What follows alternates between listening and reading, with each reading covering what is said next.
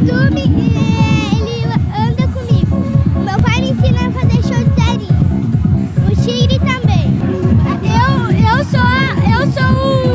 Eu sou o pitoco da equipe aqui, então eu sou o menor, eu ando com aquela moto grande ali e o pai dela é o Nego Motos. Ele arruma motos assim, né? Então, agora, já que ele arruma motos, ele arrumou a minha e a dela já. Se eu não tivesse arrumado a minha, eu não estaria aqui hoje. Então, já estamos aí 10 anos aí, viajando, correndo o trecho aqui e hoje vamos estar aqui em Tijucas apavorando, dando uma palhinha. A gente não tá com a equipe toda aí, mas nós vamos fazer uma brincadeira legal, vamos mostrar pra galera aí como é que tá a situação, vamos dar uma brincada bem bacana. Espero contar com vocês aí em próximos eventos, com a equipe completa e todos eles aí. Vamos fazer aquela brincadeira, aquela uê com a galera aí. Um abraço a todos aí.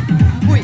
Graças a Deus a gente fica feliz aí pelo respaldo, que a galera curte e gosta do nosso trabalho, curte o trabalho da equipe Star Boys, que já está aí há mais de 10 anos na estrada. E questão de corpo e tal, a gente se cuida, come direitinho, malha já há mais de 15 anos, então a gente gosta do trabalho que a gente faz, então esse é o resultado que a gente recebe, o carinho dos fãs, e a gente fica muito feliz por isso. É isso aí, fazendo um agradecimento ao Barbie, a Academia do Barbie lá, que é o parceiro nosso. Malhamos lá, como eu já falei, há mais de 15 anos. Um abraço pro Barbie da Academia. Quero mandar um abraço pro pessoal de Tijuca. A equipe Star Boys está aqui prestigiando a cidade. Esperamos estar aqui.